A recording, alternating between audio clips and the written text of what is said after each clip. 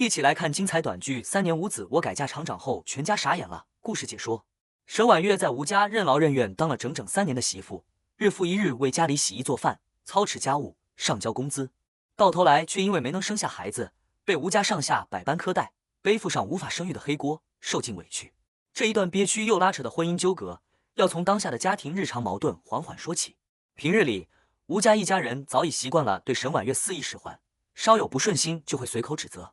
这天，家人又对着沈婉月连连抱怨，责怪她下班之后不及时回家做饭，让全家人等着挨饿。家里的晚辈也跟着起哄，埋怨沈婉月前一晚答应清洗的衣服迟迟没有动手，那套衣服是自己第2天要穿着和同学出门玩耍的，满心不满地吐槽沈婉月处事不妥。家中长辈见状，连忙出声打圆场，制止了晚辈的抱怨，随即又转头催促沈婉月赶紧下厨做饭，告知她家里今天来了客人，不能让客人等候太久。言语间依旧是理所当然的使唤语气。家人看着默默隐忍的沈婉月，暗自感慨，如今的沈婉月似乎和从前不一样了，竟然敢隐隐顶嘴，不再一味逆来顺受。有人看穿了其中的门道，悄悄开口提点旁人：沈婉月今天刚发了工资，所以才敢稍稍硬气一些，若是把她逼得太紧，她若是不肯再上交工资，一家人就少了一笔稳定的收入，得不偿失。众人听后便暂时收敛了苛责的态度，有人假意温柔地安抚沈婉月，告诉她若是有难处尽管开口，自己一定会尽力帮忙，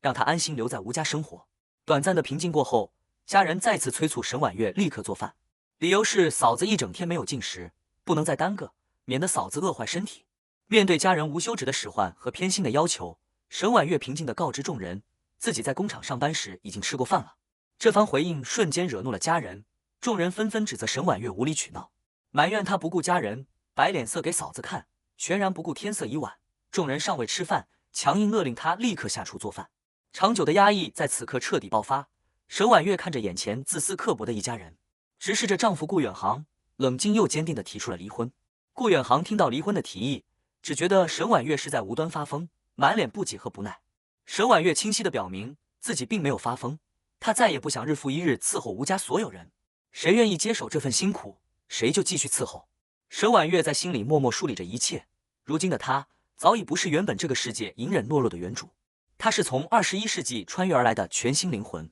就在前一天晚上，常年受尽吴家搓磨、忍气吞声的原主已经积郁成疾，撒手人寰。如今占据这具身体的她，绝不会重蹈原主的覆辙，绝不会再默默忍受吴家的所有窝囊气。吴家众人见沈婉月态度坚决，纷纷轮番指责道德绑架。家人不停念叨着沈婉月的不是，埋怨她做饭洗衣速度太慢，手脚笨拙，做事拖沓，甚至刻薄的出言做事这么不麻利，干脆以后都不要吃饭。家中的妹妹沈薇平日里也时常欺负沈婉月，此刻还故作柔弱，让沈婉月帮忙倒水，被沈婉月直接冷淡回绝，让她自己的事情自己做。有家人见状，又开始替沈薇辩解，告知沈婉月，堂嫂的丈夫早早离世，身边没有子女，在婆家的日子举步维艰，处处受委屈，如今能帮衬就该多帮衬。看着家人双标的模样，沈婉月内心无比清醒，她暗下决心，既然自己接手了这具身体，就一定要为自己而活，彻底摆脱原主卑微隐忍的命运，不再任由吴家肆意拿捏。吴家婆婆更是对着沈婉月大肆数落，细数自己眼中的不公，直言沈婉月嫁进吴家3年，常年吃吴家的，住吴家的，却连一个孩子都生不出来。操持家务，伺候一家人本就是她理所应当的本分，斥责她不知感恩，得了便宜还卖乖。面对婆婆的无理指责，沈婉月当即厉声反驳。她质问婆婆自己3年来从未白吃白住，每个月的工资都尽数上交家里，从未有过私心。至于生不出孩子的问题，她直接戳破真相，坦言问题根本不在自己身上，而是丈夫吴远航身体存在问题。吴远航被当众揭穿短处，又羞又怒，当场呵斥沈婉月血口喷人，甚至扬言要告状。沈婉月毫无畏惧，坦然让他尽管去告，正好借着这个机会，让所有人都知道吴远航的隐疾，彻底撕破这虚伪的一家人。他态度决绝地再次重申，这场婚自己离定了，没有丝毫回转的余地。周围的亲戚见状，纷纷上前劝阻，开始轮番对沈婉月进行道德绑架。众人劝说夫妻之间吵架拌嘴实属平常，吴远航在工厂工作压力巨大，身为妻子理应多加理解包容。又告诫沈婉月，若是执意离婚，会让父母颜面尽失，引来全村人的闲言碎语，就算不为自己考虑，也要为娘家的亲人着想。面对众人的劝说，沈婉月冷静反问所有人，若是往后自己不再上交1分钱工资，不不再洗衣做饭，伺候全家，吴家是否还愿意接纳自己留在家里？他当众立下规矩，从今往后，自己的工资自己保管，家中的脏衣服谁换谁洗，晚饭谁吃谁做。只要吴家愿意接受这些规矩，自己可以暂时不离婚。这番话彻底激怒了吴家众人，家人怒斥沈婉月异想天开，天底下没有白吃白喝的好事，若是不愿承担家务，补贴家用，就直接滚出吴家。同时还狠狠警告沈婉月，一旦离婚，她的父母会一辈子抬不起头，她自己也会成为众人的笑柄，往后再也没有嫁人成家的可能。沈婉月对此全然不在意，心态淡然又坚定。一旁的亲戚还在不断劝解，直言两人3年夫妻情谊，没必要因为琐事闹到离婚的地步，实在不值得。吴远航却格外自负，笃定沈婉月只是一时之气，用不了多久就会自己想通，主动低头道歉，来找自己和好。随后亲戚便不再多劝，天色渐晚，起身离开了吴家。第二天一早，吴家众人醒来后，发现家中无人准备早饭，瞬间乱作一团。晚辈一边抱怨没有早饭可吃，一边质问沈婉月前几天换下的衣服至今未洗，耽误了自己当天上学穿搭。一家人这才后知后觉发现，沈婉月一早就不见了踪影。众人瞬间慌了神，他们心里十分清楚，绝对不能让沈婉月离婚。一旦沈婉月离开，家里不仅没人包揽所有家务，还会彻底失去她每月上交的工资，家里的日常开销都会受到影响。慌乱过后，家人又强行给自己打气，觉得吴远航如今已是工厂车间主任，能力出众，条件优越，就算离婚也能轻松娶到大学生媳妇，根本不用留恋沈婉月。另一边，离开吴家的沈婉月终于摆脱了压抑的环境，她看着自己常年操劳变得粗糙暗沉的皮肤，心中暗暗决定，一定要好好打扮自己，好好善待自己，彻底告别过去卑微委屈的生活。因为暂时没有找到合适的住处，沈婉月打算先回娘家暂住一段时间，彻底脱离吴家的糟心生活。赶路途中，天气炎热，沈婉月在路上遇到一辆停放不当的车子，挡住了通行道路。燥热的天气加上糟心的遭遇，让她积压的情绪彻底爆发。她直接放掉了对方车辆的车胎气，以此发泄心中的不满。这辆车的主人正是周明成的下属，下属连忙向周明成汇报情况，告知周明成车胎被人放弃，公社附近没有修车的店铺，无法就地处理，想要开车离开，只能前往城里维修。当下时间已经来不及，耽误了后续的工作交接。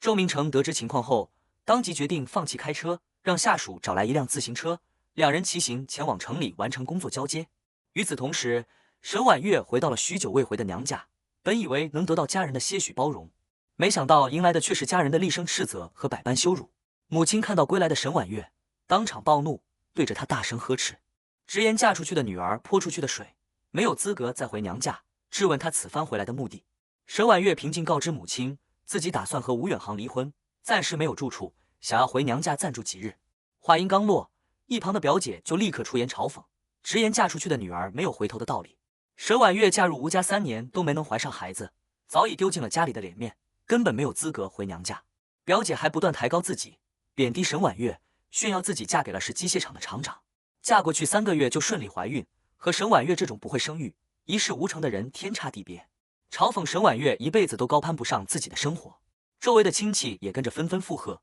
对着沈婉月指指点点，说她是不会下蛋的母鸡，流言蜚语不断，刺耳的嘲讽声不断萦绕在耳边，彻底激怒了沈婉月。从前的原主只会默默忍受这些羞辱，但如今的沈婉月早已焕然一新，气场十足。面对众人的刁难和羞辱，她不再隐忍，直接硬气回怼，警告表姐和一众亲戚不要再像从前一样随意欺负自己，自己再也不会任人拿捏。她直言这个娘家自己根本不稀罕，谁看中这个家，珍惜这份体面，谁就自己留着。这番破烂不堪的家庭氛围和这群刻薄的家人十分相配，家人从未见过如此强硬的沈婉月，一时间错愕不已，不敢相信往日懦弱的她竟然变得如此伶牙俐齿，不好招惹。混乱之际，家里年纪较小的孩子偷偷走到沈婉月身边，悄悄递给她食物，小声叮嘱她不要声张，若是被母亲发现，自己一定会被打骂。沈婉月心中一暖，轻声向孩子道谢。短暂的温情过后，沈婉月再次被家人的怒骂声包围，母亲依旧不依不饶，对着她大声斥责，数落她整日无所事事，堆着的脏衣服、脏碗从不清洗，3餐也从不主动操持，肆意挥霍家里的生活，质问她是不是想要无法无天。母亲明确告诉沈婉月，只要她还在家里住1天，就必须包揽所有家务，若是不愿做事，就立刻滚出家门，怒斥她脸皮厚重。随后母亲又提起她和吴远航的婚事，得知两人闹离婚，当即表态成全他，和他约定周日就去办理离婚手续，谁反悔谁就是懦夫。吴远航接到沈婉月的消息后，也做好了离婚的准备，满心烦躁，觉得当晚又无法好好休息。次日清晨，工厂正常召开早会，厂里的工人纷纷议论，听说工厂老板的儿子，新来的厂长今日到岗任职，众人都十分好奇新厂长的样貌和能力。很快，身姿挺拔、样貌出众的周明成出现在众人面前，正是此前车子被沈婉月放弃的男人。周明成站在所有员工面前，正式自我介绍，表明自己是工厂新来的厂长，名叫周明成，欢迎所有员工提出工作意见，大家一同进步，共同做好工厂工作。发言结束后，周明成敏锐察觉到台下有人神色异样，当即开口询问是否有人对自己的讲话有不同意见。沈婉月鼓起勇气举手，坦言自己站在领导身旁发言压力很大，希望能到台前说话。得到周明成的许可后，沈婉月当众提出了自己的疑问，她不解为何工厂的家属院住房只允许已婚男性申请，女性员工没有任何申请资格。她坦言自己如今面临婚姻破裂、即将离婚的处境，若是女性也能申请家属院住房，自己就不用为住宿问题四处奔波，忧心忡忡。周明成看着眼前的沈婉月，开口询问她已然已婚，为何还要单独申请住房？沈婉月毫不避讳，当众直言，正是因为有旁人频繁插手自己的婚姻，刻意纠缠自己的丈夫，才导致夫妻二人矛盾激化，走到离婚的地步，甚至昨晚还有人深夜纠缠吴远航。周明成听完沈婉月的陈述，当即表示会认真考量工厂住房申请的相关规则，随后宣布早会结束，单独让沈婉月前往自己的办公室谈话。沈婉月自觉衣着脏乱，担心失礼，委婉推辞。周明成却并不在意，直言自己并不嫌弃，坚持让他跟随自己前往办公室。来到办公室后，周明成开门见山，询问沈婉月是否拥有尾号为071689的车牌号。沈婉月内心十分诧异，疑惑对方为何会知晓自己的车牌，瞬间心生警惕。还没等他开口回应，周明成就直接戳破真相，质问他是不是自己放掉了车辆的车胎气。沈婉月没有否认，当场据理力争。他直言对方停车位置不当，死死挡住通行道路，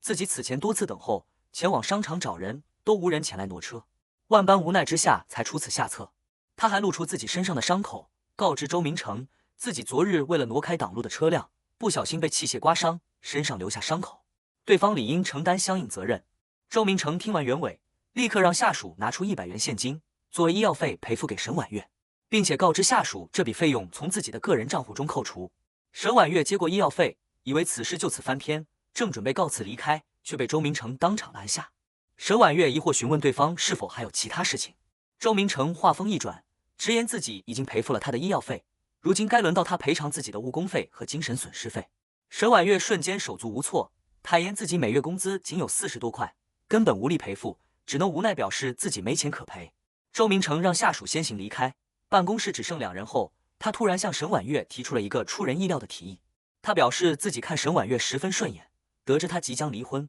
无家可归，提议让她嫁给自己。他向沈婉月承诺，2人结婚后会给她安排免费的住房，每月额外支付1000块作为她的辛苦费。婚后沈婉月无需操劳任何事务，个人收入归自己所有，家中所有开销由她承担。周明成明确说明，2人只是名义上的假结婚，私生活互不干涉。沈婉月唯一的任务就是帮自己应付家中长辈的催婚压力。沈婉月听闻这个提议，满心顾虑。她告知周明成自己是2婚，若是周家父母知晓，必然会心生不满，伤心难过，还可能刻意为难自己。周明成坦然表示，应对长辈的所有问题都由他负责，沈婉月只需做好心理准备即可。同时他表示自己可以等到沈婉月彻底办完离婚手续，再和他领证结婚，让他慢慢考虑这个提议。沈婉月心中思绪万千，默默思索，周明成此举大概率是为了偿还多年前的一份人情，想要帮自己摆脱吴家的困境。暂时搁置结婚的提议后，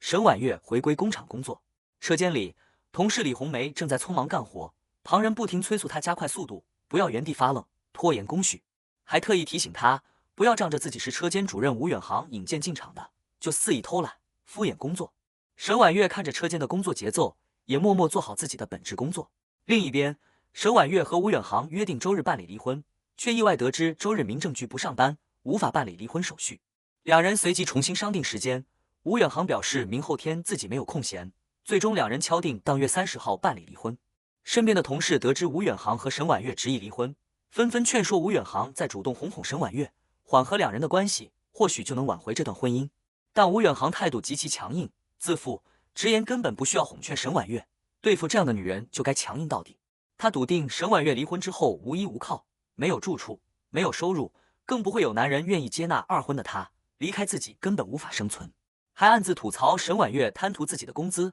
想要窃取钱财，品行不正。此前，吴远航还曾无端闯入沈婉月的房间，试图寻找东西，一无所获后还倒打一耙，污蔑沈婉月私藏物品，贪图钱财。沈婉月当场强硬回怼，斥责对方无凭无据胡乱污蔑自己，让他拿出证据，否则便可以直接去告状。吴远航被对得哑口无言，只能愤愤离去，心中对沈婉月的不满愈发浓重。沈婉月独自感慨，在这个年代，离婚的女人想要找到一处安全安稳的住处，实在是难如登天。她反复权衡利弊后，觉得周明成提出的假结婚提议是当下最好的出路，既能解决自己的住宿难题，又能摆脱所有人的拿捏。思虑清楚后，沈婉月主动找到周明成，同意了假结婚的提议，同时提出了自己的几个硬性条件。她要求周明成当天就为自己申请到家属院的专属住房，婚后两人一同居住在家属院。在外人面前，周明成要给予自己足够的尊重和体面。除此之外，日后若是两人结束假婚姻，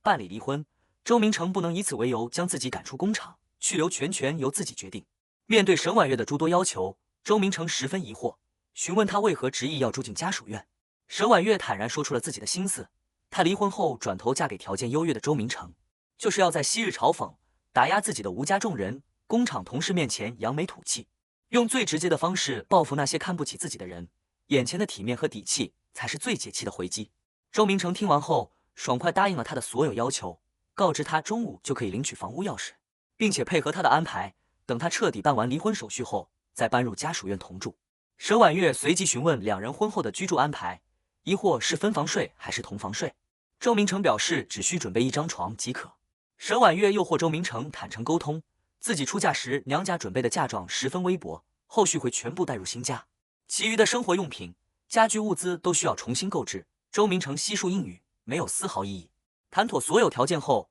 沈婉月便先行离开。周明成看着他平静淡然的模样，完全不像即将和陌生人同居、领证结婚的样子，只觉得他心态豁达，仿佛只是找了一位合租室友。没过多久，吴家家人就从邻居口中得知，沈婉月成功申请到了工厂家属院的住房，还正在打扫收拾新房，一时间满心不解和嫉妒。家人纷纷议论，工厂家属院的住房有着严格的申请规定，必须是入职满5年以上的已婚男性才能申请。沈婉月入职仅有1年，又是即将离婚的女性，根本没有申请资格，也从未走正规申请流程，背后定然有人暗中相助。吴远航作为车间主任，对此事全然不知情，心中又怒又疑，断定沈婉月是攀上了工厂的高层，暗自下定决心，当晚一定要给沈婉月一个教训，让她知晓分寸。当天晚上，吴远航就故意找茬，因为一件衣架和睡衣的琐事和沈婉月发生争执。吴远航用自己购买的衣架晾晒衣物，却随手扔掉了沈婉月的睡衣，态度蛮横，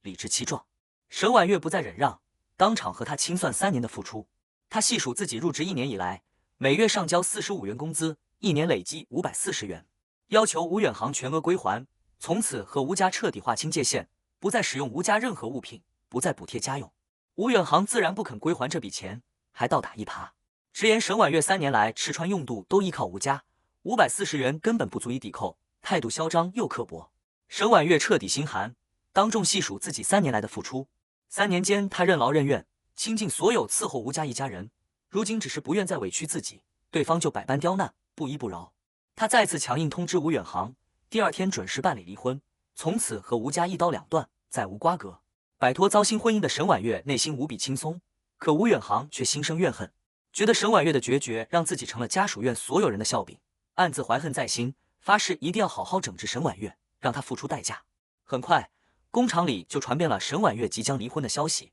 众多工人纷纷议论。有人嘲讽沈婉月离婚后无家可归，娘家不容，这辈子注定孤苦无依，一事无成。也有人不解，吴远航工资稳定，工作体面，条件十分优越，沈婉月明明无法生育，本该心怀愧疚，安分守己，却偏偏执意离婚，实在是愚蠢至极。流言蜚语漫天飞舞之际，工厂同事再次通知沈婉月，厂长周明成让他立刻前往办公室。众人见状纷纷猜测，不解周明成为何屡次单独召见离婚的沈婉月，甚至有人恶意揣测是沈婉月刻意巴结攀附新厂长。沈婉月心知众人的议论，却丝毫不予理会。他认真思索后，觉得周明成屡次帮自己解围，为自己提供帮助，自己理应有所表示，便蒸了一锅包子，打算送给周明成，略表心意。众人看到沈婉月提着包子走向厂长办公楼，更是笃定了心中恶意的猜测，纷纷诋毁他刻意讨好，攀附权贵。不少工人私下恶意造谣，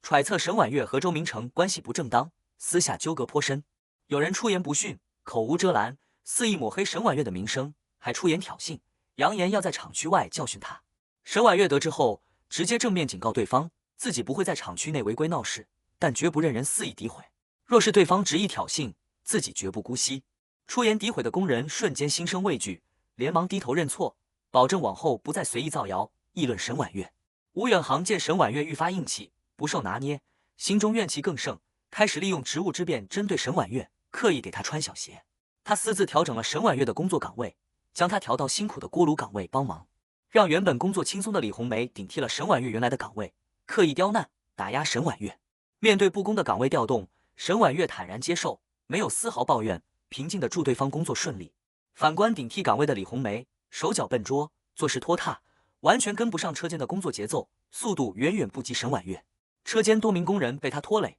工序无法正常推进，纷纷催促李红梅加快速度，不然会连累所有人耽误工作，面临处罚。李红梅满心委屈，坦言自己刚接手工作，双手一直不停忙碌，已经尽力而为，实在无法达到沈婉月以往的工作速度。车间众人无奈之下，只能向车间主任吴远航反馈情况。吴远航见状，也知晓只有沈婉月熟练掌握这份工序，速度最快，无人能及，只能让人传唤沈婉月回来，教导李红梅操作流程、工作技巧，保证车间工作正常推进。